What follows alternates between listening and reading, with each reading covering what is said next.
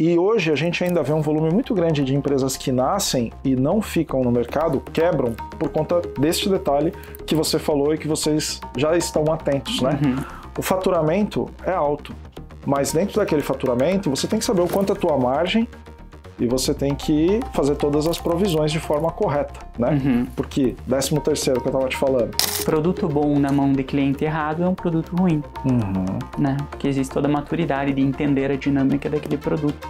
Você tem que estar no momento para consumir aquilo ali. O futuro de vocês com essas novas gerações. Isso é legal, cara. E eles tocaram num ponto que você trouxe aqui que a gente fala muito. E serviço não se escala, né? Serviço se expande. Fatos que acontecem no Brasil, às vezes você trabalhar para a área pública é até depreciativo. E não é. Né? Nós criamos em 2017, quando a empresa estava nesse boom de crescimento, uma área de compliance, né, muito forte.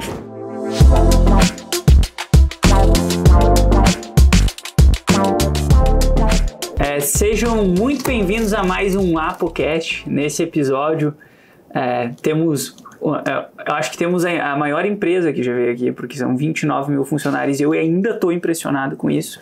Então, temos muita coisa para conversar. Eu acho que não vai caber em um episódio só. Já fica o convite, antes de começar por um segundo, já fica o convite. Temos aqui o diretor comercial da Orbank, acho que é líder hoje no Brasil. Olha, hoje com certeza absoluta o maior do Sul e no Brasil nós estamos entre o 3ª e a 4ª posição. Legal, Ricardo. Seja muito bem-vindo ao podcast. Vai bater esse papo aí conosco. Super obrigado, Eduardo. Eu que fiquei feliz, estou impressionado. Cheguei aqui na Apo, ficamos conversando meia hora antes de começar aqui o bate-papo, que não está nem programado, né? Só para ele me contar a história dele, que eu estou impressionado. Que ambiente gostoso. Parabéns pela tua história, pela história de empreendedorismo fantástica que vocês estão conquistando em 5 anos apenas. Eu é que estou impressionado, cara. Obrigado. Incrível, muito legal. Vamos lá, então. Bora pro conteúdo. A gente cuida de alimentação, a gente presta serviço para a área pública também. Então a gente cuida de merenda escolar, a gente cuida de refeição hospitalar. Então, imaginando dentro do hospital você erra uma dieta, né? É um serviço muito sensível. Então, o nível de estresse é alto por conta disso, né? A responsabilidade é muito grande. E a estrutura de gestão que vocês têm, ela é uma gestão... para quantos? Vocês têm essa subdivisão? Porque hoje você fala muito em squads para conseguir dar flexibilidade maior dos movimentos dos times, ter mais independência. Mas imagino que com essa quantidade de pessoas a conversa seja bem diferente. Existem algumas variáveis para isso, né? Por exemplo, a gente tem tipos de cliente, né?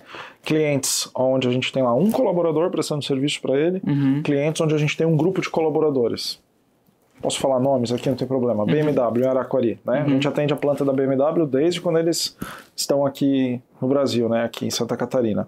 Lá é um time de aproximadamente umas 40, 50 pessoas, não lembro exatamente agora. Para isso eu tenho um supervisor em loco lá dentro, que toma conta desse time. É um supervisor com 2 líderes que toma conta desse time todo.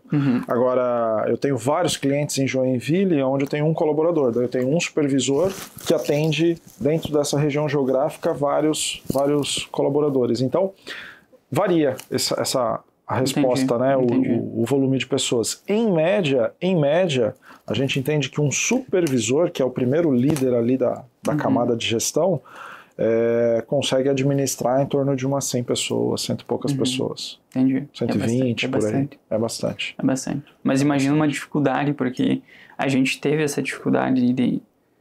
O serviço a gente vai crescendo e um contrato ele representa a contratação de novas pessoas para nós também. E a gente fez diferente agora. A gente faz o quê? Um contrato que entra, a gente faz a rotação de times e não a contratação de novas pessoas para esse projeto. Porque daí a gente pega a maturidade desse time para esse novo... Você já leva essa maturidade para o projeto, né? E outro projeto que já está mais estável, a gente acaba colocando as pessoas novas. Então a gente aprendeu a fazer essa rotação. Que legal. Mas uma das dificuldades que a gente teve foi que a gente cresceu. E eu não tinha essa visão de que, legal, o serviço é legal no início porque ele dá muita margem. Forma caixa. Legal. Só que a despesa vem. Exatamente. Eu não tinha essa visão. E eu falei, legal, vamos crescer, vamos buscar contrato. E aí comecei a buscar contrato e aí eu vi a necessidade de um custo administrativo subindo. Para gestão de tudo isso aqui embaixo. Então, imagina o desafio que vocês devem ter em quesito das duas linhas, né? De obrigações e de receita. Exatamente. Porque é muito tênue a linha de tu cair a receita e o custo não cai em mesma proporção, né? Exatamente. No nosso caso, tem um agravante, assim, um risco muito grande, né? Que a gente sempre... Isso é herança do nosso fundador, né? Algo que ele sempre se preocupou muito e nos ensinou. Olha, isso sempre tem que estar provisionado, que é o custo de demissão desses colaboradores. Porque nossa matéria-prima é o capital humano, são pessoas. Então, como eu te falei, a gente acabou de ganhar em 2 contratos, praticamente 1.000 pessoas vão estar envolvidas nessa operação. Principalmente nos contratos com a área privada, eu não tenho garantia de manutenção de contrato. A garantia é a satisfação do cliente. Não pode ser diferente, né? Eu não posso amarrar um cliente por força de cláusula contratual. Então, a qualquer momento eu posso perder esse cliente, né?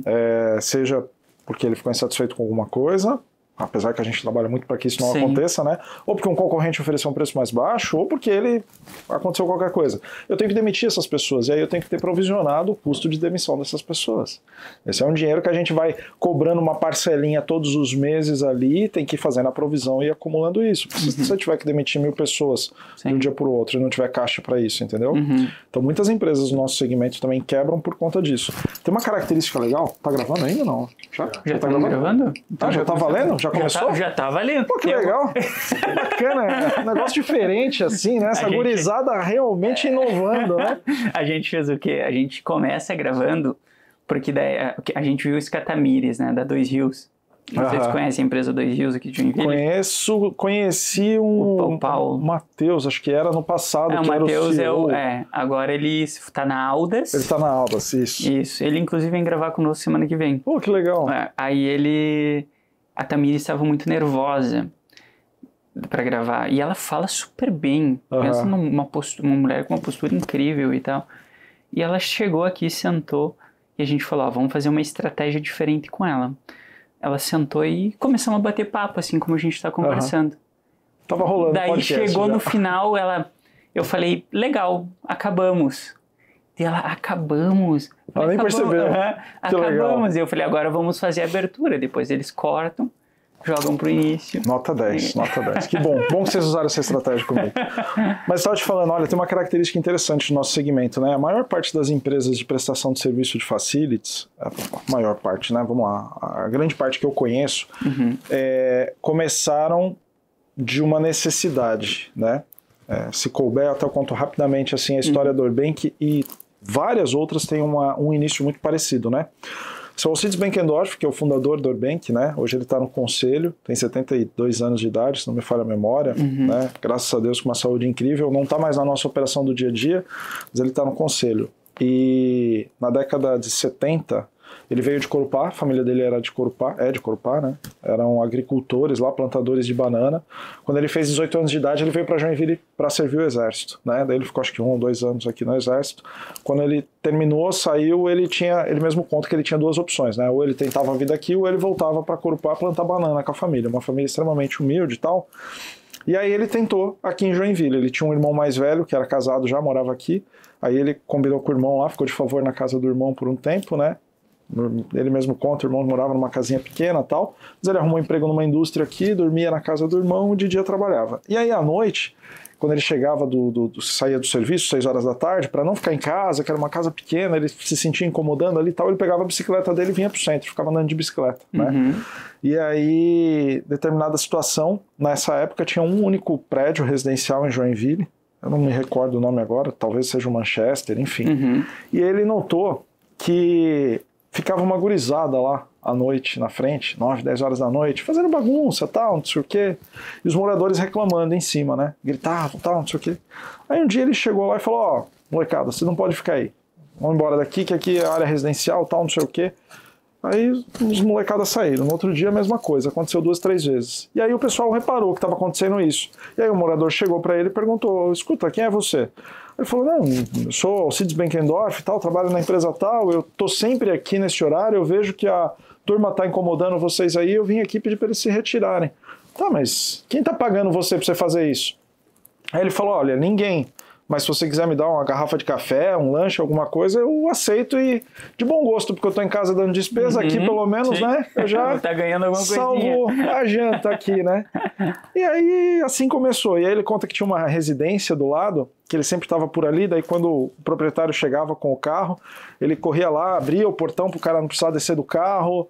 Aí o cara já, quem é você? O que você está fazendo aqui? Não, eu sou contratado. Aí ele conta que ele começou a vender, né? Eu sou contratado do prédio aqui do lado para cuidar aqui do movimento, da tranquilidade, aqui da segurança. E aí, como eu estou sempre aqui, eu abro o portão pro senhor, não precisa descer do carro e tal. Eu vi que o senhor tem um cachorro aqui, se o senhor for viajar, for pra praia, final de semana, não sei o quê, posso tratar seu cachorro também, porque eu vou estar por aqui toda noite. Uhum. E assim começou. E o pessoal começou a dar gorjeta para ele e tal, não sei o quê. E ele começou a fazer isso todas as noites, né? E aí a notícia se espalhou, e aí ele pegou um apito e começou à noite a fazer ronda naquele quarteirão. E ia cobrando um pouquinho de cada um. Nisso a notícia se espalhou um pouco mais, e aí ele trouxe um primo de Corupá, um amigo, não sei o quê. Resumindo um pouco a história, em um determinado tempo lá, eles estavam em 15 já, cada um com a sua bicicleta, ele administrando o pessoal, fazendo a ronda, e montou a guarda noturna de Joinville, né? Então, assim, partiu de uma necessidade. Com um apito. Com um apito e a bicicleta. Né? Partiu de uma necessidade, e às vezes a gente chega para ele, eu várias vezes já olhei para ele hoje e falo, só se lá atrás, quando o senhor começou, que o senhor precisava disso para viver, para comer, o senhor imaginava que hoje, indiretamente, mais de 50 mil pessoas vivem dignamente da oportunidade que você criou lá atrás, quando você precisava, ele para e pensa, ele falou, não imaginei que ia chegar nesse tamanho, né? Aquela bicicleta, daquele apito. Exatamente. Né? Então, é uma história muito legal. Mas eu tô contando isso por quê? Grande parte das empresas de prestação de serviço de limpeza, principalmente, começaram assim, né? De uma forma amadora, de uma necessidade. E hoje a gente ainda vê um volume muito grande de empresas que nascem e não ficam no mercado, quebram, por conta deste detalhe que você falou e que vocês já estão atentos, né?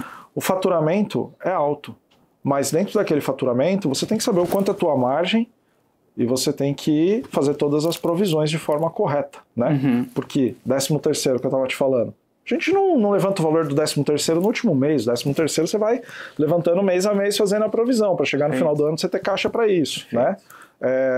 Uma parte da verba reservada para possíveis demissões, indenizações.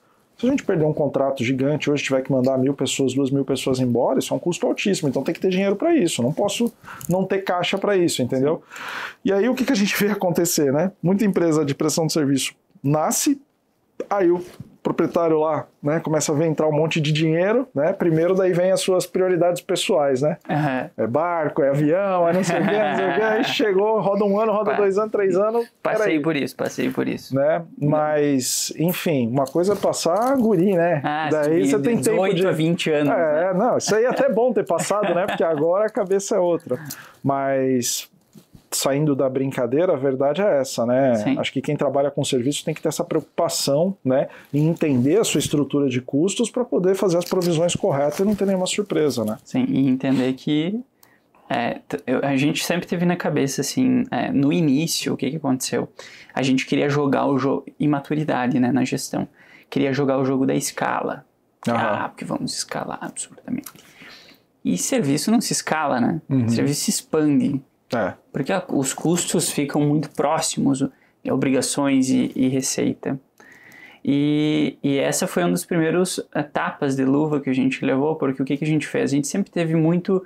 A gente faz a reunião, a gente bota uma cadeira ali, supomos que a gente está fazendo uma reunião com os diretores, a gente bota uma cadeira aqui e fala assim, legal, esse aqui é o nosso cliente. O que ele precisa? E depois a gente entra no que ele quer. Mas o que ele precisa? Ele precisa disso, porque é um pouco diferente também os modelos de trabalho, né? Apesar de ser serviço. O que ele precisa? Ele precisa disso. Legal. Então a gente vai criar produtos, aí onde a gente se tornou bons em criação e inovação, IA e outras coisas de produtos, porque a gente sempre olhou para a dor de mercado e a gente sempre soube explorar muito bem essa dor de mercado. Então a gente acabou criando bons produtos. Só que o que a gente fez? A gente cresceu, criou o produto, investiu em tecnologia. Nossa folha hoje é 3 vezes maior em relação a custo de pessoa. Uma pessoa, o custo dela inicialmente, hoje é 3 vezes maior que antigamente. Então a gente paga 3 vezes mais do que pagava antigamente. Então, você cresceu a folha sem crescer o time. Significa que você está remunerando melhor, mas porque você está com uma equipe muito mais madura, entregando mais. Perfeito. A gente não contrata hoje mais para operação pessoas júniores, né? Que legal. Então, que foi um aprendizado que a gente teve também. Só que fazendo isso, a gente começou a crescer. O que aconteceu? A gente cresceu e chegamos em um momento que eu não mudei o ICP, eu não mudei ticket do produto, eu precificava do mesmo jeito. E aí, a gente crescendo, de repente, pá, caiu. E a gente, nesse primeiro ponto, nessa história, a gente entendeu que produto bom na mão de cliente errado é um produto ruim, né? Porque existe toda a maturidade de entender a dinâmica daquele produto. Você tem que estar no momento para consumir aquilo ali. Primeiro ponto. E o segundo ponto é precificação. A gente não olhava para isso. Custo. A gente não olhava com tanta assiduidade para isso. Porque era uma empresa que gerava caixa, estava empolgado e tudo mais, queria inovar, queria investir em tecnologia. E aí a gente começou a demissão dos clientes e a mudança de CP. E essa foi uma das fases mais dolorosas para mim da empresa. Literalmente, assim, uma das fases mais dolorosas, porque... Quantos anos tinha a Apo nesse momento? 3 para 4 anos. Pô, que legal. Já estava, então, num tamanho já estava significativo. Exatamente. Foi aqui, inclusive, nessa estrutura, que a gente fez a mudança. Aí a gente sentou e falou, não, gente, não dá mais para atender esse tipo de cliente, porque nossa estrutura de custos não comporta mais isso ali. Vamos olhar de forma correta. A gente está faltando ali. A gente estava na reunião da diretoria, e eu falei, gente, tá faltando conhecimento para nós. Vamos buscar esse conhecimento fora, porque a gente não está sabendo precificar correto o produto. E aí, onde a gente buscou esse conhecimento, falando, não, vocês têm que trocar de CP. Começamos a troca de CP. O primeiro cliente que eu fui conversar, já tomei uma lambada, né? Porque daí eu cheguei, e eu sempre fui super amigo, eu gosto de proximidade e tal. Daí eu cheguei e falei, escuta, eu preciso falar contigo, mas eu queria falar pessoalmente, porque eu sempre tive essa coisa, eu gosto muito do contato, né? Isso é legal. Com as Isso pessoas. É valioso hoje em dia. E aí ele, não, bora, vamos conversar. Ele gostava muito da gente também. Até ali, né? Daí eu cheguei e falei, a gente infelizmente tem uma conversa difícil para ter agora. E eu espero que tu entenda que conversas difíceis não quer dizer que a gente não gosta de vocês e vocês não gostam de nós. É só uma conversa difícil, que a gente tem que resolver um problema. Aí começamos a resolver esse problema. E eu falei, a gente aumentou a estrutura de times, não são mais times júniores, a gente tem só pessoas boas hoje, tecnologia, processos, estrutura, enfim, a gente fez uma série de investimentos e a gente não consegue comportar mais esse produto que a gente te entrega. A gente vai ter que descontinuar esse produto, mas temos esse outro aqui que a gente pode te entregar também. O quê? Bem assim... Quer dizer, então, que vocês investem em tecnologia, vocês investem em estrutura, vocês contratam pessoas mais seniors, vocês não sei... E eu que tenho que pagar a conta? Ali eu entendi que não dava para continuar a conversa, né? Eu falei, cara, eu acho que isso daí te abalou mais do que deveria, eu falei, te estressou mais do que deveria. Eu acho melhor a gente não continuar a conversa, porque eu acredito que não vai levar a lugar nenhum. Nós vamos ficar 2 pessoas tentando cada uma defender o seu ponto. E semana que vem a gente conversa com mais calma e tudo mais. Daí eu cortei a conversa ali. E ali eu entendi que eu não deveria fazer aquela troca de CP. Eu falei, não, eu não. Outras pessoas da empresa. Porque as pessoas iam levar muito pro coração. Sim. E aí a gente começou a troca de CP e aí, nossa. É que eu sempre falo assim, falar para demitir cliente em palco é fácil, né? Agora você fazer isso... A gente abriu mão de 40% da receita. Cara, começa que isso vai contra o nosso DNA, né? Porque a gente que é dessa área comercial, pensa nisso, é uma coisa que não entra na cabeça você falar de demissão de cliente, né? A gente só quer saber demais, né?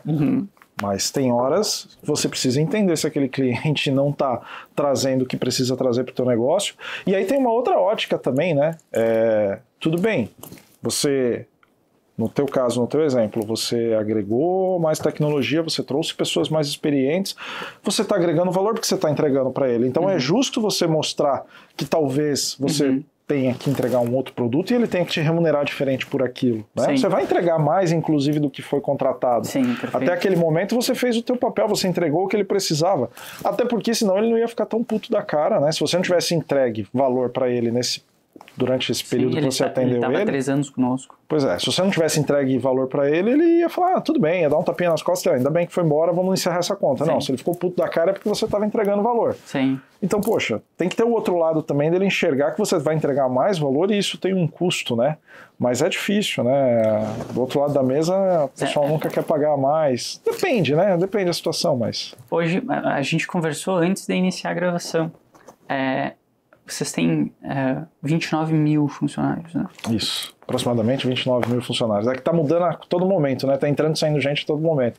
Tem que ver online aqui para dizer o número exato. Vocês desenvolveram a tecnologia própria para o controle? Tem, a gente tem uma ferramenta que a gente chama de SGO, né? Sistema de Gestão Operacional, onde a gente consegue ver ali, real time, o número de colaboradores. Caraca, eu não consigo imaginar isso. Bem legal, bem legal. Tem que ir lá uma hora lá, eu vou combinar com o pessoal para você ir lá uma hora, a gente te apresentar lá. Vamos, vai ser com certeza. bacana. E como começou como tu chegou ali na empresa? A gente acabou se empolgando na conversa. Como tu chegou na Orbank? Como foi tua história? Cara, bem legal. Gosto de falar isso assim com bastante orgulho da história, né?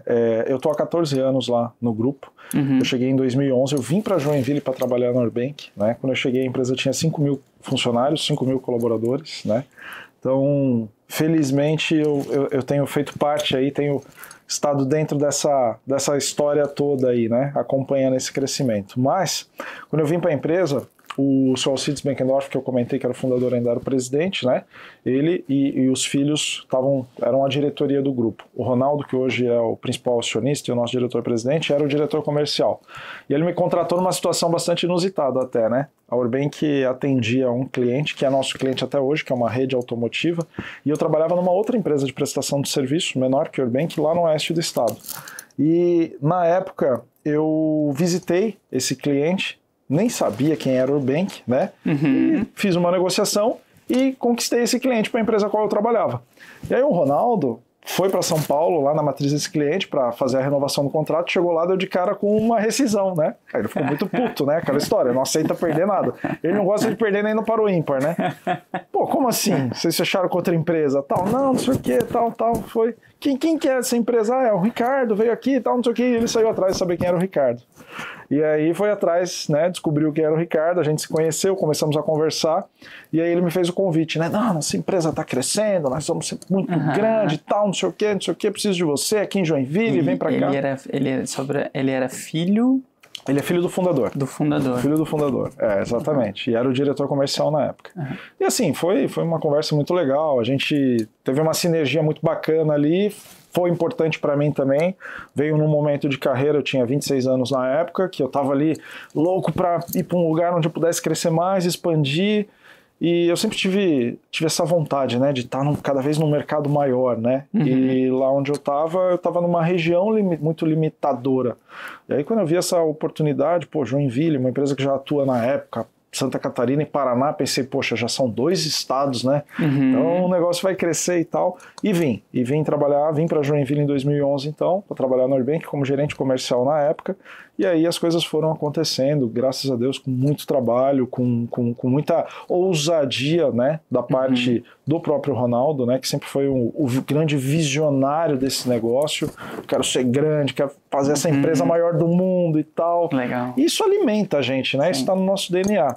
E aí as coisas foram acontecendo. Em 2017, houve uma grande mudança ali, né? Porque o irmão dele era sócio também, daí ele e o irmão...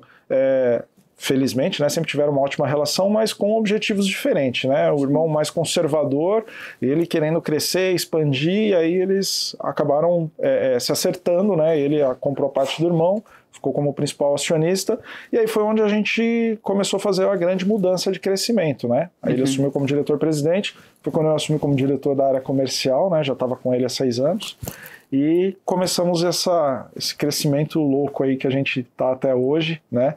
Porque teve um momento também que foi importante, a gente entendeu o seguinte, nós éramos uma empresa média, né? Uma empresa com 7, 8 mil funcionários, no nosso negócio, acaba sendo uma empresa média. E uma empresa média, ela tem custo de empresa grande e não tem a capilaridade operacional de empresa grande, né? Isso é ruim, né? O que acontece? Ou você tem dificuldade para crescer, ou você acaba sendo comprado por alguém. Sim. Então, ou você é pequeno, que daí você tem uma estrutura pequena e você atua em contratos que você consegue fazer tudo muito customizado, porque você mesmo toca tudo e você fica ali naquela região, você faz o que as empresas grandes não conseguem fazer, ou você é grande, que daí você tem capilaridade operacional, aí você consegue atender grandes grupos em várias regiões do país. Então, nesse momento, 2016, 15, 16, que a gente vinha discutindo muito isso, a gente tomou a decisão de crescer, né? Eu lembro muito bem, um dia numa reunião de planejamento estratégico, que ele falou para nós, ele falou, olha, nosso negócio só tem 2 caminhos, ou a gente cresce e compra os outros, ou a gente vai ser comprado, né? Não, então vamos crescer. E assim foi, né? E tem sido até então um crescimento bastante interessante que nos trouxe até aqui. Tem essa questão do que tu falou de estar em 7 mil, é um divisor de águas, está muito relacionada à questão dos custos que a gente falou antes ali, administrativos. Exato. Porque é o mesmo custo administrativo para ter 7 do que o mesmo custo para ter 15, para ter 20. Por aí vai, exatamente. Né? Né? Que é como se fosse quase um CSC, um Centro de Custos Compartilhado, para atender todas essas unidades. O custo não cresce na mesma proporção que cresce o tamanho do negócio, né? Então, tem que escalar o tamanho do negócio e, óbvio, né, sempre de olho nos custos também, porque se você deixar, se não tiver o controle correto, óbvio que ele vai crescer mais do que precisa. Então, a gente tem lá a nossa estrutura de custos, nossa controladoria, nosso CFO lá é mão de ferro, e isso é muito bom, é muito legal, porque a gente sempre está olhando para isso, para crescer, mas sempre de forma proporcional, né? Sim. E esses desafios agora que vocês, imagino que vocês vão começar cada vez mais a enfrentar com a questão das novas gerações, primeiramente, porque é um trabalho manual, e as pessoas tendem a não querer mais fazer esses trabalhos manuais. E eu falo isso porque o pessoal da Daxo esteve aqui gravando com nós, o Carlos, e eles falaram que eles montaram a escola deles. Legal. Para mostrar esse novo mundo que é um trabalho digno, né? E ele, enfim... Como vocês veem o futuro de vocês com essas novas gerações? Isso é legal, cara. E eles tocaram num ponto que você trouxe aqui que a gente fala muito, que é mostrar o que é um trabalho digno, né? Deixa eu fazer uma sugestão, como vai ser editado ali, eu acho que vale a pena só eu falar o que a Urbank faz, né? Porque a gente acabou não falando especificamente, então quem for assistir, perfeito, talvez vai, né, só para fazer uma ligação, né? Perfeito. Eu tô na cabeça que as pessoas já conhecem a Urbank, né? Mas esse é o nosso desafio, esse é o desafio da Isabela, fazer todo mundo conhecer a Urbank, né? Mas tem gente que ainda não conhece. Perfeito. Mas o grupo Urbank, que está no mercado há 38 anos, nós atuamos nesse segmento de facilities, né? Especificamente com as atividades de limpeza profissional, segurança patrimonial, administração de restaurantes corporativos e serviços de apoio, que é a parte de portaria, recepção, jardinagem, por aí vai. E vale a pena falar também que dentro de limpeza profissional existem algumas variáveis, né? Existe limpeza técnica, limpeza convencional, limpeza hospitalar, tudo isso está dentro do pilar de limpeza profissional que a gente faz, né?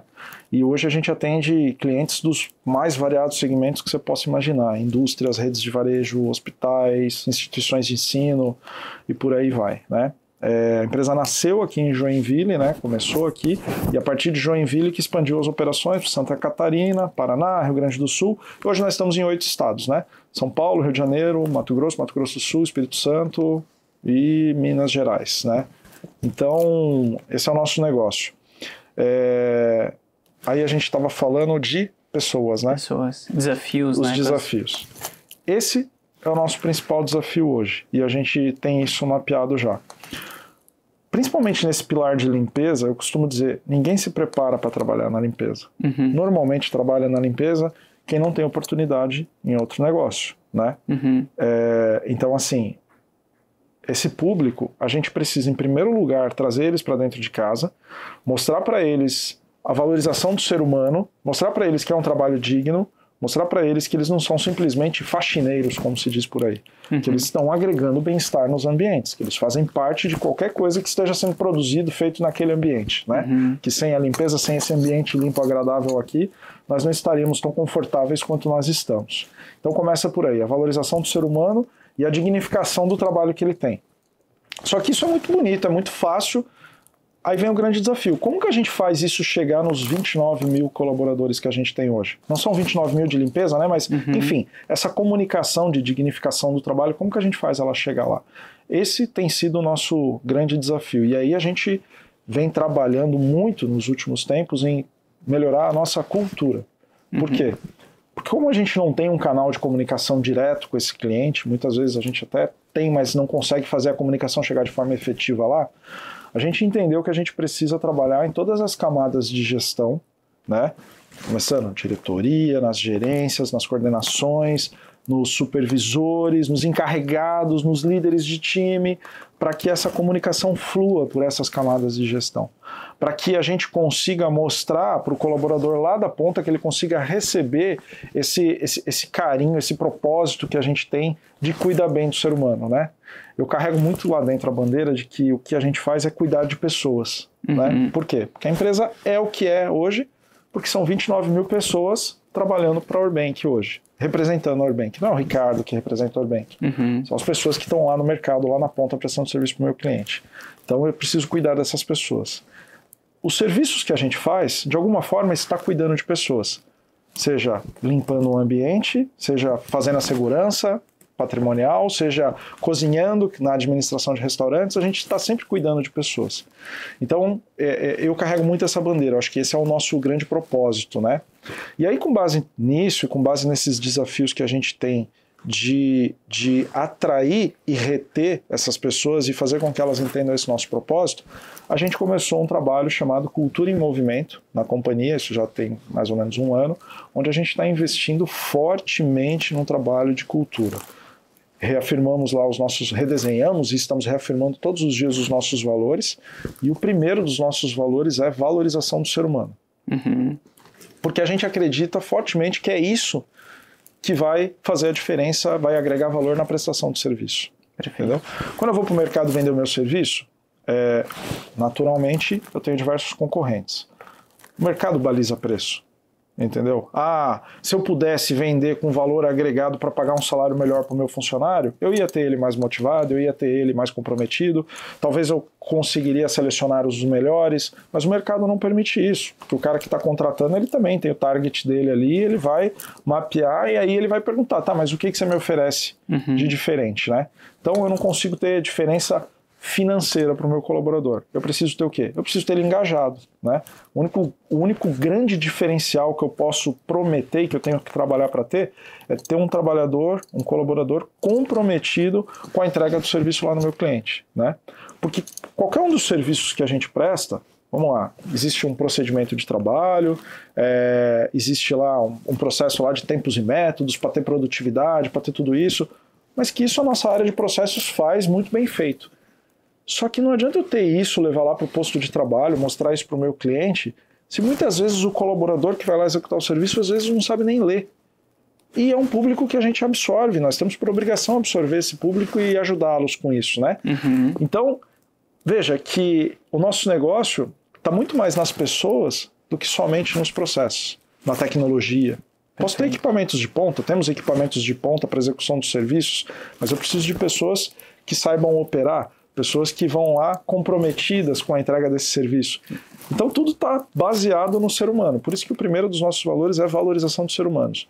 E a gente tem trabalhado muito, muito, muito nisso. Para quê? De novo, para conseguir fazer com que essa mensagem passe por todas as camadas e chegue lá no colaborador da ponta para que ele tenha certeza de que ele é importante, de que ele é valorizado, de que o trabalho dele é digno e por aí vai. E aí eu acho que entra muito na educação, né? Não foge, na verdade, porque quem falou para mim essa semana, não sei se foi o Vigers, que ele acabou comentando que nem daqui a alguns anos nós seremos todos uma empresa de educação. E em contrapartida venderei vassouras, mas serei uma empresa de educação. Eu acredito nisso também. Porque educação em todas as suas formas, né? Sim. Vamos lá, de novo, falando dos nossos colaboradores, né? Por exemplo, no pilar de segurança patrimonial, é uma operação muito mais estável. Por quê? O vigilante ele tem orgulho de ser vigilante. Isso é legal, ele tem uma formação para isso, né? Primeiro que ele passa por uma formação técnica para ser vigilante. Aí ele chega em casa, ele conta lá pro filho, né? Pô, papai trabalha com uma arma, o papai cuida da segurança e tal. Então isso gera orgulho, né? Com ele é mais fácil você ter uma estabilidade maior, né? Um comprometimento maior. Já na limpeza, de novo, é mais difícil, né? A pessoa não carrega todo esse orgulho. Então, quando a gente fala de educação, passa por isso, por a gente conseguir mostrar para essas pessoas a dignidade desse trabalho, a importância desse trabalho, né? E aí, dentro da variável limpeza, como eu falei, se a gente olhar para o aspecto, uma limpeza convencional de uma área como essa daqui, tem um nível de criticidade. Agora, uma limpeza hospitalar tem um nível de criticidade muito mais alto, né? Então, também passa por educação, por você conseguir mostrar para aquela pessoa a importância do trabalho dela, que muitas vezes está ligado diretamente com a vida de uma outra pessoa. Perfeito. Porque uma limpeza hospitalar, dentro de uma área crítica de um hospital, está diretamente ligado com uma questão de vida ou morte, de uma pessoa que está ali com o seu organismo suscetível a qualquer problema, né? Então tudo isso passa por educação. Vocês Agora, como você consegue sensibilizar essas pessoas para isso, né? Vocês têm a divisão dos times que atendem, por exemplo, empresas como a nossa, hospitais... Porque imagino que deve ter, igual tu comentou, essa sensibilidade diferente, né? A gente tem dentro da área operacional as divisões dos especialistas, né? Tem especialistas em limpeza hospitalar, especialistas em limpeza técnica. Legal. E os de limpeza convencional, que a gente chama, que são de áreas administrativas, né? Isso acabou passando na minha cabeça agora. E uma contratação de alguém que trabalhou dentro do hospital, por exemplo, um enfermeiro, alguém que está na operação para se tornar, para estar à frente dos times da... Já chegaram a projetar isso? Nós temos. Tem uma enfermeira hoje, nós temos uma enfermeira no quadro de especialistas da área de limpeza hospitalar que fica só circulando esses contratos. Ah, que legal. Não, tem que ser. Que legal. Tem que trazer especialistas da área, né? Que legal. Assim como na alimentação, no pilar de alimentação, que é onde a CEPAT atua, para cada contrato nós temos uma nutricionista. Né? Tem que ser também, cuidando disso. As unidades de negócio, elas têm centro de custos provavelmente separados, né? Separados, exatamente. Separados. E o administrativo em cima, que seria o CSC, cuida de todas essas frentes. Cuida de todas essas frentes. Você faz parte da estrutura administrativa, cuida da frente de todos os negócios. Da frente de negócios de todos eles. Legal, exatamente. Muito bom. E agora eu vi saindo aquela reportagem do robô humanoide. O que vocês acham disso? Cara, assim, quando fala em robô, é engraçado, né? Na limpeza, principalmente, muita gente olha para nós e fala, e aí, o que tem de inovação, tecnologia? O robozinho lá que vai fazer a limpeza sozinho e tal. Calma, ainda não existe isso. Ainda nada substitui o ser humano, né? Sim, isso que a gente fala. Diferente, por exemplo, da segurança, que a segurança hoje... melhor dos mundos, né, o estado da arte é segurança integrada, sistema de segurança inteligente. Inteligência artificial com a inteligência humana por trás vai gerar mais segurança. Agora, na limpeza, não existe nada revolucionário ainda no mercado. Existem alguns equipamentos autônomos, né, que ainda assim necessitam muito do detalhe do ser humano por trás, né? Mas para grandes áreas hoje, por exemplo, galpões logísticos, esse tipo de estrutura, existem já equipamentos autônomos de lavação que substituem aí um volume maior de mão de obra, né? Mas não, como é que fala? Não elimina completamente, né? Entendi. Só que ainda são equipamentos muito caros, né? Que ainda para encontrar aí o ponto de equilíbrio, aí, o break-even para trazer um equipamento desse substituir pessoas, tem que ter um tempo maior, né? Sim. Então não tem nada revolucionário ainda nesse negócio. O que tem é muita tecnologia, que a gente também está buscando bastante, para nos ajudar a fazer gestão dos recursos, né? Gestão dessas pessoas. E por aí vai, para ter uma produtividade melhor. Por exemplo, existe um equipamento que a gente já utiliza em alguns contratos, que é relativamente simples, mas é tecnologia para nos ajudar a fazer gestão. São sensores que ficam dentro de áreas onde tem um volume muito grande de circulação de pessoas, que controlam o movimento dos banheiros. E aí isso gera um relatório onde o responsável por aquela operação consegue ver os momentos de maior volume de circulação nos banheiros para direcionar o time para lá, né? Por quê? Eu não posso deixar alguém parado o tempo todo lá. Eu preciso que essa pessoa esteja trabalhando em vários lugares. Eu também não posso deixar, dependendo do lugar, ou lugar nenhum, que o banheiro, de repente, tem um movimento muito grande, e aí fique muito sujo, e aí quando algum usuário vai lá, tá um negócio, né, desconfortável. Então eu preciso saber que momento que eu tenho que ficar direcionando a equipe para lá, sem ter que ficar em locais grandes, né, sem ter que ficar indo fisicamente fazer essa verificação. Então, é um sistema simples, relativamente simples, mas que nos ajuda a fazer a gestão disso. Legal. E esses contratos novos que vocês buscam, porque são contratos grandes, né? São contas de difícil acesso. Hoje, o que tu vê como sucesso de conseguir chegar nessas contas? A marca da empresa ajuda muito, o timing ali de fechamento geralmente deve se estender a negociações de 6 meses, 1 ano. Como que funciona essa... O timing de negociação, em média, é de 3 a 4 meses. Né? Grandes contratos, empresas que fazem bid. Né? Sucesso para isso. Tamanho, né? Capilaridade operacional, que é o que eu estava comentando antes, né? Estrutura, porque... grandes contratos, normalmente o contratante ele se preocupa em trazer uma companhia que traga segurança jurídica para ele, principalmente. Porque a questão de prestação de serviço, o grande risco é você deixar um passivo trabalhista para o teu contratante, para o teu cliente. Né? Então, os grandes contratantes têm uma preocupação com isso, e isso é bom, porque isso filtra muito. Né? Então, se olha para a estrutura da empresa, quanto tempo ela está no mercado. Então, tudo isso está ligado à marca, né? Como você colocou bem. Esse é um dos pontos. Né? Aí é claro que durante a negociação vale muito a questão de você demonstrar expertise, os recursos que você utiliza para fazer gestão, né, do negócio, para apresentar dados para o cliente, transparência desses dados que você vai apresentar para o cliente e com certeza sempre na última linha preço. Né? Sim, perfeito. Mas é legal que quando você passa por esse funil de tempo de mercado, estrutura, expertise no serviço, você acaba funilando, ficando lá na concorrência com empresas que têm uma estrutura muito parecida com a sua. Então é uma concorrência saudável, justa. Né? Então nas grandes negociações acontece isso. Agora, um pouquinho do que você falou também, como que a gente chega até lá. Né?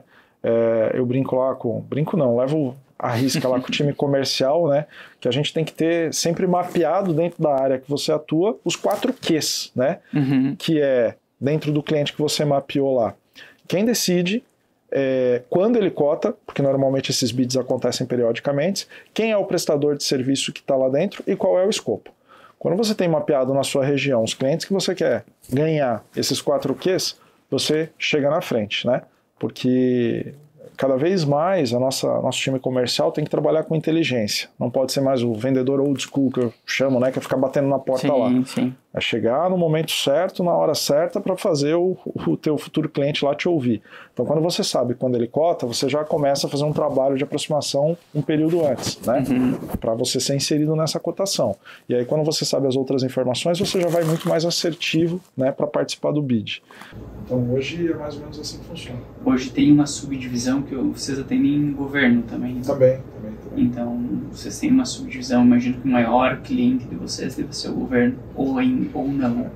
Porque o governo, a área pública, a administração pública no geral, contrata muito. Vamos lá. É bom explicar isso até. Enquanto um contrato de 30, 40, 50 pessoas na área privada é um contrato grande, o governo tem demanda, contrata 600, 500, 400 pessoas num único contrato. Entendeu? Então, assim, quando você se predispõe a atender as duas áreas, naturalmente, se você vender para a administração pública, você vai vender muito mais, porque a demanda deles é maior. Né? Então, a gente acaba tendo grandes clientes na área pública. A empresa há muitos anos trabalha com a área pública. A gente até gosta de falar isso e mostrar, porque, infelizmente, por conta de fatos que acontecem no Brasil, às vezes você trabalhar para a área pública é até depreciativo. E não é. Né? Nós criamos em 2017, quando a empresa estava nesse boom de crescimento, uma área de compliance, né, muito forte, que hoje tem lá o nosso compliance officer, é extremamente independente, reporta direto para o presidente da companhia. Nós temos um canal, inclusive, terceirizado um canal de denúncias para garantir a lisura do processo.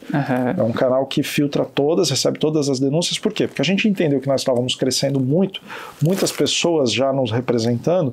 Então, o que a gente precisa? A gente precisa ter um código de ética e conduta e ter um canal para que qualquer situação que fuja dos nossos olhos, que esteja entrando por linhas erradas, tenha a oportunidade de ser apontado e a gente possa tomar ação sobre isso, né? Então funciona super bem, graças a Deus, nesses 7 anos já de compliance, nunca tivemos nenhum problema, várias denúncias, mas muito mais ligadas a coisas corriqueiras do dia a dia, nada que desabonasse a ética da empresa.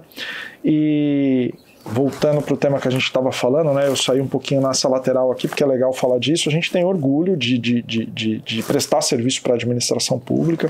Aqui no município onde a Urbank começou, né, a gente atende a prefeitura aqui do município há muitos anos, a Secretaria de Educação, a Secretaria de Saúde, com vários serviços. E a gente tem orgulho disso. Poxa, eu brinco que é o nosso quintal, né, a nossa casa. Perfeito. Teve uma situação que a gente estava num contrato com a Secretaria do Meio Ambiente, acho que era que cuida dos cemitérios da cidade, né? E teve uma situação que não estava legal, nosso pessoal não tinha atendido direito lá, uma questão de serviço de roçado, acho que era, e o prefeito me ligou um dia. O Adriano ligou.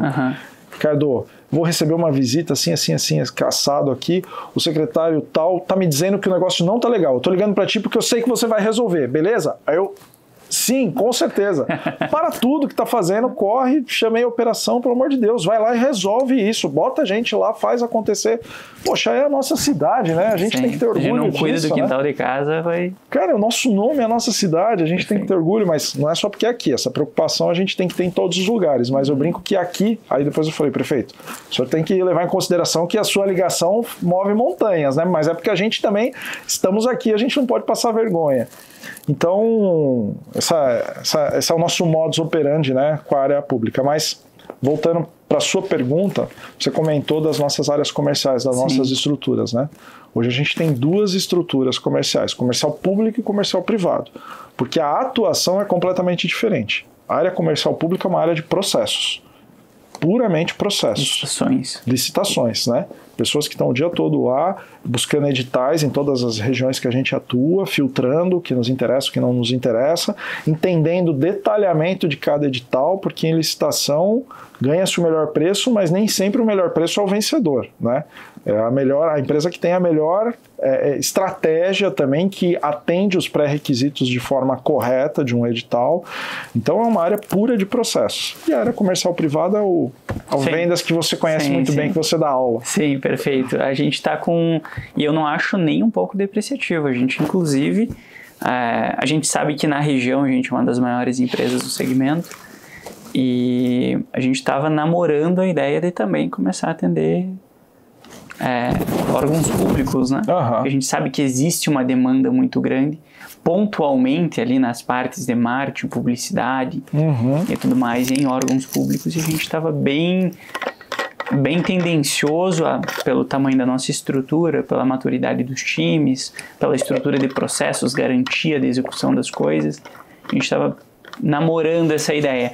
Mas ainda hoje, como pessoas com mais cautela e mais pé no chão, a gente entende que vai ser outro, como tu falou ali, a gente já tinha namorado alguma coisa, vai ser outro time de vendas, vai ser um time de vendas de licitações, então tem que buscar. Aí eu sei que tem muita malícia no meio, mas não malícia negativa, mas malícia de entender o que é uma licitação boa, o que não é uma licitação boa. Daí a gente falou, legal, a gente não tem essa experiência ainda.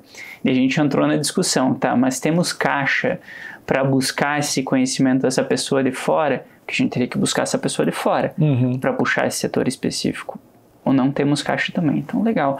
Então a gente deixa esse projeto por enquanto parado, vamos continuar no privado, indústria, que é o nosso B2B em geral, é o nosso foco. A gente fala indústria porque aqui é muito plástico, têxtil e metal mecânico. Exato. Então automaticamente o nosso maior mercado está dentro disso, né? Mas a gente já tem no mercado B2B em si. E vocês, dentro da indústria, vocês têm uma atuação forte? Tem, a gente atende várias indústrias, Eu gosto sempre de trazer o exemplo da BMW, porque é uma indústria que a gente atende em todas as verticais de limpeza, né? Existem três verticais de limpeza dentro da montadora da BMW, que é a limpeza convencional, de áreas administrativas, a limpeza industrial, que é a limpeza dentro da indústria, e a limpeza técnica, que é uma limpeza extremamente delicada dentro da cabine de pintura, onde os nossos colaboradores fazem todos os dias, quando para lá a cabine de pintura, eles desmontam a esteira rolante, fazem a limpeza de peças, rolamentos, remontam para no outro dia voltar a operar. E esse foi um grande desafio para nós, né? Porque inclusive esses 3 serviços, quando foi bidado lá atrás, né, na época do bid, foram independentes. Primeiro a gente ganhou convencional e industrial e não ganhamos a técnica. Era uma empresa de fora que atendia, que já fazia limpeza de cabine de pintura em outras montadoras, né? E aí, poxa, fiquei meio inconformado com aquilo, mas passaram, sei lá, acho que foram 2 ou 3 anos, né, quando teve o outro bid. A gente foi de novo, só que nesse período a gente já tinha ganhado autoridade lá dentro, como se fala, né? Perfeito. O cliente já confiava na gente, aí passamos por uma sabatina e fomos vencedores, né? Para nós foi uma grande conquista. Por quê? É uma limpeza extremamente delicada, inclusive tem um SLA gigante no contrato, que você imagina. No dia seguinte é feita uma inspeção, não está certo isso aqui, não começa a pintura aqui na BMW. Imagina parar a linha de produção, porque é uma linha de produção, né? Perfeito. Parou a pintura da carroceria, não anda mais nada na fábrica, na planta, né? Imagina parar uma linha de produção de uma BMW. É praticamente uma entrega de obra todo dia. Exatamente. Faz o checklist ali. Isso, exatamente. Então foi um grande desafio. Legal. Mas, como você falou, dentro de indústria a gente acabou ganhando esse know-how. Esse para mim é um case que eu conto com muito orgulho, porque foi um grande desafio para nós. Sair da limpeza convencional, fazer uma limpeza com esse nível de exigência, né? E tem dado certo. A gente está lá desde 2013, quando a planta foi inaugurada, com a cabine de pintura desde 2015 ou 16, se não me falha a memória. Nossa, então, um contrato bem antigo aí. Legal. E outras grandes indústrias também que a gente atua. Porque eu pergunto porque a região é muito forte nisso, né? A gente pega Santa Catarina em si. Exato. Uma região muito forte. A gente está com 38% do têxtil só aqui em Santa Catarina. Apesar que assim, o nosso negócio, como eu falei no início, né, a gente atende vários segmentos, porque você imagina, a gente olha para uma estrutura, toda estrutura precisa de limpeza. Perfeito. Algumas precisam de segurança. Perfeito. E outras precisam de restaurantes. Perfeito. Então, a gente nunca focou vamos só na indústria, porque a indústria é muito forte aqui na região. Vamos todos os segmentos que precisam do nosso serviço. Existe um contrato mínimo? Não, essa é até uma discussão que a gente sempre tem lá na companhia, porque com base até no que nós estávamos falando, né, do custo que a gente tem hoje, naturalmente eu não fico tão competitivo para atender um contrato pequeno quanto eu sou para atender um contrato grande, né? E aí por vezes se discute, mas então a gente não pode mais vender para o cliente que tem uma demanda pequena. Poxa, mas é difícil falar isso para nós, né? Sim. Como assim, né? Peraí. Então, o que a gente limitou hoje? Hoje a gente não consegue fazer um serviço, por exemplo, customizado no nível de 2 vezes por semana, 3 vezes por semana, porque eu não consigo mais fazer a gestão de uma atividade pequena assim. Muito caro, né? Se tornaria muito caro. E a grande dificuldade, o desafio é contratar pessoas para cargas horárias proporcionais. Sim. Aí o pessoal fala, mas vende para 3 clientes que tem uma carga horária pequena e daí uma pessoa atende os 3. Sim. Aí ela falta, eu tenho 3 clientes para cobrir. Sim, perfeito, sim. E aí eu tiro o foco do meu supervisor que está cuidando do outro cliente para atender 3 clientes. Então é muito mais trabalho. Então hoje já tem um tempo, né? A gente não consegue mais atender contratos fracionados, mas contratos de uma pessoa trabalhando fixa 8 horas por dia a gente faz ainda. Que seria um contrato pequeno, sim, né? Sim. Mas a gente faz. Então um contrato seria uma pessoa full-time dentro de uma empresa. Exatamente. Uma empresa de quantos funcionários já caberia mais ou menos porque deve ter uma média, né? Você sabe que no passado a gente usava isso como uma métrica, né, para a área comercial. Não, vamos prospectar empresas de aproximadamente X colaboradores, porque estávamos... um volume de bagunça. Imaginávamos, né? Então, mas isso, hoje a gente olha muito mais para a estrutura da empresa, o tamanho, né? Mas vamos lá, a partir de 10, 15 colaboradores, você já demanda um serviço de limpeza talvez o dia todo, né? Sim, mas vai depender do espaço, né? Sim, perfeito. E até te pergunto, porque a gente já cotou. A gente na verdade, a gente fez a cotação com o pessoal do campus, se eu não me engano.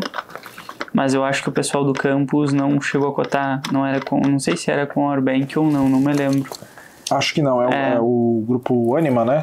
É o grupo Anima. A gente participou de cotações com eles já, ainda não fomos vencedores. Inclusive, depois que eu fui descobrindo, né, o Omar é um dos... Ele tá como diretor da Core, e a Core que é dona do campus aqui, né? O Core é o Core é dono do campus. Do campus aqui? Eu não sabia. E eles que estão agora, parece que a Anima tá com o contrato até de 2031, daí imagino que não entrega o contrato por quesitos de multas e tudo mais, depois vai passar para a administração da Core de novo, o campus aqui. Que legal. Então, e a gente apostou no campus como é muito novo todo o empreendedorismo aqui dentro do campus, as empresas e tal. Nós, para te ter uma ideia, não somos uma empresa grande, mas somos uma das maiores que tem no campus. Sensacional. Entende? Então, ainda tem muito para se evoluir aqui dentro. Né? E daí a gente foi, voltando à linha, a gente foi buscar essas cotações e a gente acabou ainda não falando, legal, a gente precisa, e nem por quantidade de sujeira, mas por detalhe que a gente quer ter. Entende? Quer ter, não desviar o foco. Tem vezes que eu passo, tem alguma coisinha no chão, junta, gente. E a gente já fala, tá, beleza, eles não vão juntar. A gente já entendeu que não vão juntar. Então, daí a gente começou as cotações. Por isso que eu perguntei se existia um mínimo e tudo mais. Porque quem sabe, né? Opa, eu já vou sair daqui hoje com o contrato assinado, gente. Que é isso, que legal. Nunca diga nunca. Você comentou do Omar, cara. O Omar é uma pessoa sensacional, né? Ele é cliente nosso, inclusive, lá no Core, né? A gente presta serviço de limpeza lá no Core. E, cara, que cara sensacional, né? Porque ele tem uma energia, ele tem um olhar de qualidade para as coisas, assim, é incrível, né? Perfeito. A gente já trouxe ele também para conversar com o nosso time lá e, enfim. Ele é um dos mentores da educação. Puta, que legal. A gente está com um time, agora que a gente está tá formando o time da educação, né? Pra gente entender, a gente fez 7 encontros de educação, então a gente cresceu super rápido em educação também, né? Porque é uma demanda gritante aqui na região, porque não tem, né? Com uma estrutura boa, com uma qualidade de entrega boa. A gente trouxe muita ideia o Ricardo. O Ricardo vive, tu vive vendas, tu vive gestão todo dia. Vocês têm o tamanho da empresa que vocês têm. Vocês devem entender de diversos tipos de gargalos imagináveis que podem acontecer numa empresa. Mas eu não sei lecionar. Tu é a melhor pessoa para estar aqui na frente. Entende? Então, justamente, a gente buscou fazer esse movimento de tentar trazer experiências práticas para a educação. Que legal. E acabou dando super certo. Que legal. Né? Pra gente encaminhar pro final, deu quanto tempo? 1 hora. 1 hora, passa rápido. Voou. Passa bem super rápido. Super agradável. E aí, vamos entrar na parte ali de sustentabilidade, que agora vem se falando muito sobre ESG. Vocês já trabalhavam isso antes, não trabalhavam? Como vocês veem essa questão de sustentabilidade? Porque vocês trabalham muito com produtos, enfim. Qual que é a visão de vocês para isso? E isso impacta a questão de evolução da empresa, negociação, não impacta? A gente sempre toma bastante cuidado para não entrar no modismo, né? Sim. Mas uma coisa que é legal, agora, no momento já de um tempo para cá, o ESG está tão em alta, mas nós desde 2012, 13 talvez, que nós buscamos a certificação na ISO 14001, que é de meio ambiente, né? Então a gente já vinha trabalhando isso porque desde lá atrás a gente entendia que a nossa atividade de limpeza principalmente tem um impacto grande, né, nessa questão de meio ambiente por conta de utilização de produtos biodegradáveis, por conta de destinação de resíduos, né? E também lá atrás alguns clientes nossos nos ajudaram a enxergar essa necessidade, né? Por exemplo, o Porto de Itapoá. A gente atende vários portos, né? Mas o Porto de Itapoá que a gente atende desde o início da operação deles também com muito orgulho, que é um cliente fantástico. Eles sempre tiveram nível de exigência com relação à destinação de resíduos muito altos, né? Até porque eles são amplamente fiscalizados, eles são uma empresa que fazem tudo muito correto, né? E desde essa época a gente entendeu que, peraí, nós temos que entender dessa legislação, nós temos que entender dessa questão de meio ambiente também para poder ser o parceiro ideal, né? Tô falando deles porque me lembro disso aqui agora, mas vários outros também nos cobravam ser conhecedores disso. Então, desde lá atrás a gente vem cuidando dessa questão do meio ambiente, né? Diversidade, que é algo que está dentro do ESG também, e a gente sempre discute isso lá na empresa. Nós nunca fomos uma empresa que levantou bandeiras e tal de diversidade, mas nós sempre fomos uma empresa extremamente diversa, né? Sim. Cara, assim, ó, eu tenho orgulho de falar que lá na companhia a gente sempre contrata pela competência. Sim. Não tem diferença se é homem, se é mulher, orientação sexual, cor, raça, né? E aí a gente bota esse tema em cima da mesa de vez em quando, né? E aí tem o nosso diretor financeiro lá, extremamente conservador, ele fala, até hoje nós nunca deixamos de contratar alguém por algum dessas situações, orientação sexual, cor, não sei o que, não sei o que. Por que a gente tem que ficar levantando essa bandeira agora, né? Perfeito. E é verdade, a gente para pensar, poxa, é verdade. E assim, aí Ricardo falando, né? Para mim não entra na cabeça ainda uma empresa ainda ter algum tipo de preconceito, sendo que tá tão desafiador de você conseguir gente boa para trabalhar. Sim. Mas se você ainda colocar esses filtros, isso não tem cabimento, entendeu? Sim. Então acho que uma empresa tem que ter esse valor de forma genuína, não só porque é o modismo, que é o que eu falei no começo da nossa fala aqui, né? Ajuda para fazer negócios? Cara, eu acho que ajuda muito mais institucionalmente as empresas que estão divulgando isso.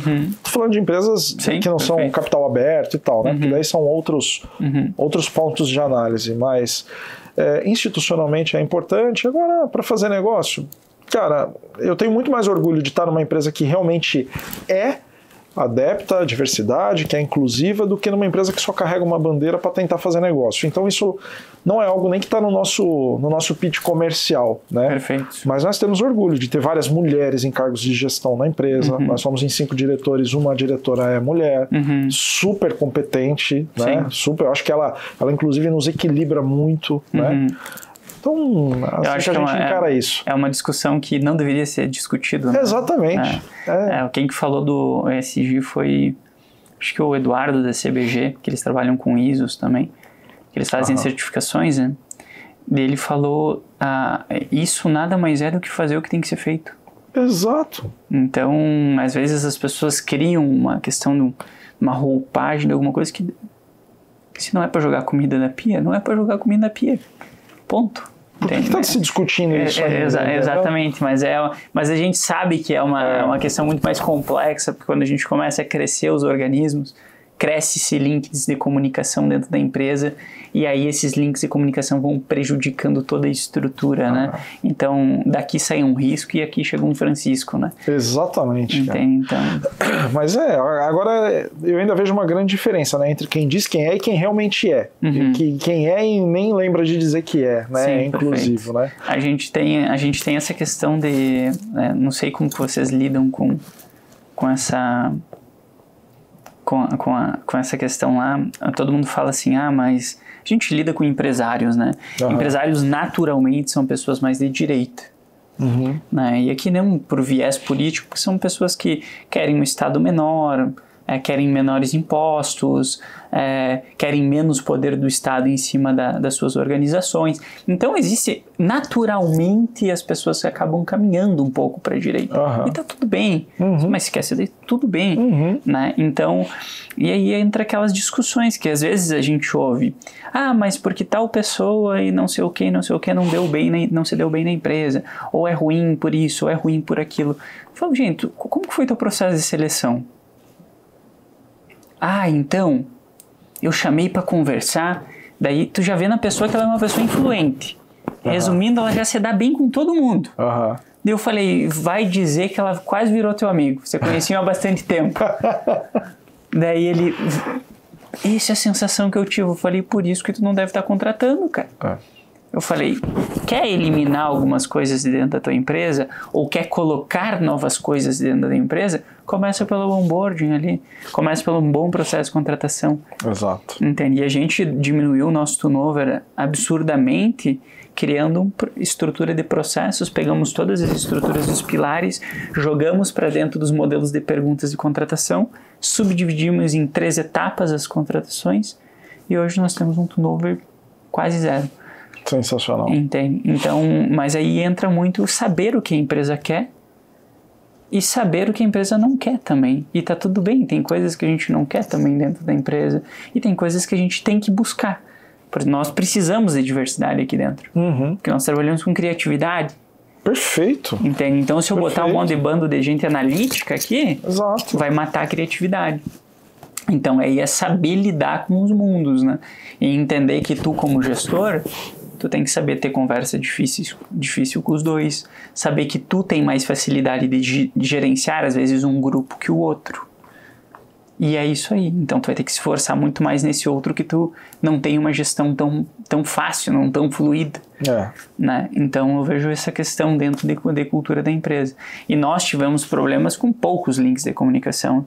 Imagino vocês lá com 20... Quantos líderes hoje tem, mais ou menos? Cara, você me pegou. Não vou saber te dizer exatamente, mas são 5 diretores. Nós temos no nível gerencial aí talvez perto de uns 30 gerentes aí, uns 26, 28 gerentes. Uns 150. Mais coordenadores, 200 mais líderes. supervisores, passa de 100, frouxo. Então, vamos chutar aí perto de 200 pessoas aí em cargos de liderança. É o que eu te falei, é o grande desafio, né? Passar em todas essas camadas, os nossos valores, para que todos tomem a decisão, lembrando dos nossos valores, para que essas decisões sejam as mais assertivas possíveis, né? A gente sempre fala do senso de dono, né? Para que todo mundo, na hora de tomar a decisão, pense se o negócio fosse meu, se eu tenho a caneta aqui, eu tomaria essa decisão. Mas fazer isso chegar em todo mundo. Já pensaram nas universidades corporativas? Pensamos, isso é um desafio. A gente tem isso talvez seja o nosso próximo passo. Eu sinceramente acho que a gente não vai escapar disso, mas o nosso grande desafio é como fazer a informação chegar nas pessoas, porque nós temos o grande desafio de 29 mil pessoas em 8 estados. Né? Como que eu reúno essas pessoas? Mas tem as plataformas digitais. Até um certo nível funciona. Para o meu colaborador lá de ponta, não é tão simples assim. Né? Muitas vezes ele não vai ter nem acesso à internet fácil para poder fazer cursos, treinamentos e por aí vai. Mas esse colaborador de ponta tem um líder acima. Tem o líder acima. Então a gente, de repente, o nosso caminho vai ser chegar até no líder dele para fazer depois ele reportar da forma que for possível para o colaborador. Né? A gente tem investido bastante em treinamentos com os nossos líderes, né? A gente contratou já algumas empresas que estão nos assessorando com isso. A gente faz encontros. Recentemente teve 2 encontros de gerentes e coordenadores. A gente teve um com diretoria e gerentes, outro só de gerentes. A gente vai mesclando assim, até para que eles se sintam à vontade para debater assuntos entre eles, em outro momento estando com a diretoria junto, um momento não, para eles se sentirem mais à vontade. A gente faz essa mescla nas imersões. Antes a gente fazia tudo junto, sempre tudo junto. Então a gente trouxe operação às vezes e diretorias. E a gente fala muito sobre dificuldade, a gente é extremamente aberto com problemas, isso deu certo, isso deu errado. E a gente notava quando perguntava assim para alguém da operação ou para o próprio diretor: tem problema lá? Conta aí, porque a ideia é que tem os hot seats, tem as conversas entre os empresários. Né? Não temos problemas, não, capaz. E na operação, qual que é a tua dificuldade? Não tenho dificuldade. Como não? Daí só que a gente entendeu que era esse negócio de um com medo de falar porque o outro estava do lado, entendeu? Aquela questão de a gente falava, legal, vamos separar os treinamentos e em algum momento a gente volta a unir eles, né? A gente acabou separando as estruturas de treinamentos operacionais, táticos e estratégicos. Acabou funcionando um pouco melhor. Ricardo, acho que a gente já passou aí de 1 hora, tomei bastante do teu tempo. Queria agradecer, cara, a presença. Sensacional a conversa. Na verdade, eu queria conversar muitas coisas, porque vocês têm 29 mil funcionários, vocês passaram por muitas das coisas que eu sei que eu ainda, como empresário, vou passar. Então, acredito que eu sempre olho isso, né? Eu acredito que o tempo ele revela muitas coisas para nós. Com certeza. Né? Positivas e negativas. Isso eu levo para tudo, tanto para a empresa quanto para pessoas. Teve pessoas que fizeram propostas de compra da educação. Né? A gente estavam interessados na compra do braço da educação. E fizeram uma pergunta para mim sobre isso. E se você... a gente quer entender se você... se não houvesse o dinheiro, se você gostaria de ter nós como sócios, né? E eu falei, é uma pergunta muito complexa, porque se eu disser sim, vai ser tendencioso. E eu falei, porque eu acredito que o tempo vai revelar isso. Né? A gente não consegue quebrar essas barreiras, e vocês passaram por muitas coisas que a gente vai passar em serviços, né? Nessa nossa build de serviço, por mais que a gente tenha um limite ali que a gente quer chegar e a gente não quer transpor muito esse limite, a gente sabe que o nosso maior crescimento vai ser em educação e tecnologia, né? O serviço sempre vai ser mais gourmet, que é o que a gente quer entregar. Então agradeço esse bate-papo, agradeço ter aceito, agradeço ter vindo conhecer o Universo Apo. Eu que saio daqui extremamente grato, feliz por esse nosso bate-papo. Cara, surpreendente a tua história e a história da Apo. Parabéns. Obrigado. Sempre falo, né? Existem algumas pessoas que estão nesse mundo e fazem a diferença, né? O trabalho é a forma como a gente realiza o nosso propósito no mundo, né? Através do trabalho. E você está colocando isso em prática. Achei sensacional. Não tenho dúvida do sucesso seu, da Apo. Com certeza, dê tempo ao tempo, porque eu acho que você vai muito além até do que você já imaginou. Cara, muito legal. Amém. Isso. É muito legal. Amém. É muito legal. Curta todo esse processo. Seja muito bem-vindo. Se qualquer uma das nossas experiências puder contribuir com vocês, as portas estão abertas. Eu quero que você conheça os meus pares lá também, que são pessoas sensacionais. Vamos estar de portas abertas para você. É um prazer. Obrigado aí pela participação. Sucesso, meu irmão. Até mais. E assim, nós finalizamos mais um ApoCast. Valeu!